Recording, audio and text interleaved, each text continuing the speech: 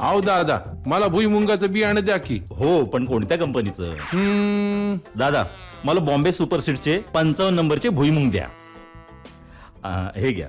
आणि तुम्हाला? मला अरे, मला 44 आणि 51 द्या. हे घे भाऊ.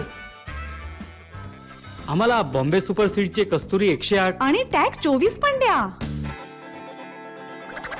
दादा, या बियाणामध्ये अशी कोणती गोष्ट आहे जे सर्व शेतकरी हेच विकत घेत आहेत?